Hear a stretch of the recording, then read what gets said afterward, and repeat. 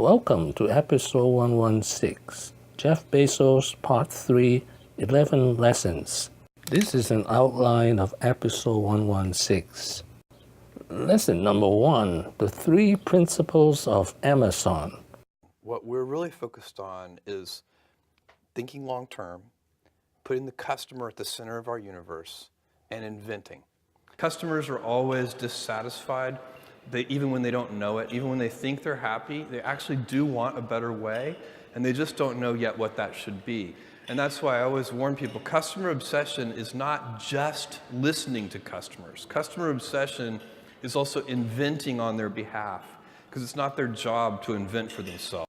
Lesson number 2, internal management, 14 leadership principles. Customer obsession, ownership, invent and simplify, write a lot, hire and develop the best. Lesson number 3, secrecy. Are you deeply committed to this becoming a huge part of your business and what you do? Absolutely. We've been working on it. We worked on it kind of behind the scenes for 4 years. We have more than 1,000 people dedicated just to Alexa and the Echo ecosystem. We have now a big set of third-party apps, the Alexa skills. Lesson number 4, remove small point of friction. For example, one click, Prime membership, and Alexa. And what people have found over and over again is that by removing the tiniest amounts of friction from ordinary activities, really people appreciate that, and it improves customers' lives. And does it learn? Yeah. No, it's always learning. The brains of Alexa are in the cloud. They're not on that little device. So that's why the device is actually, as a physical device, relatively simple. It's a speaker. It has 7 microphones. Lesson number 5, new businesses start out small.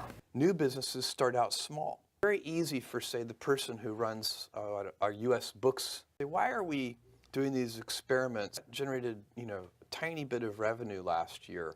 That would be a natural thing to have happen, but instead inside Amazon, when a new business, reaches some small milestone of sales, email messages go around and everybody's, giving virtual high fives. We know from our past experiences that big things start small. The biggest oak starts from an acorn. And Lesson number 6, to succeed, there must be experiments and failures.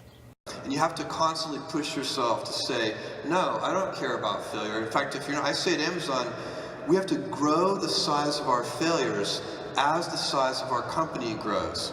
We have to make bigger and bigger failures, because otherwise none of our failures will be needle movers. And so I would see it as a very bad sign over the long run if Amazon wasn't making larger and larger failures. And if you do that all along the way, that is going to protect you from ever having to make that big, kind of Hail Mary bet that you sometimes see companies make right before they fail and go out of existence.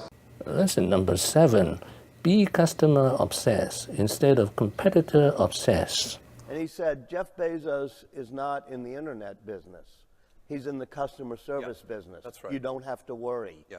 How did you get that focus on customer service rather than on being an internet company? I don't know. I think we have always had, and it's been from the very, very beginning. You can go back and read our 1997 shareholder letter, and the core of the company is customer obsession as opposed to competitor obsession.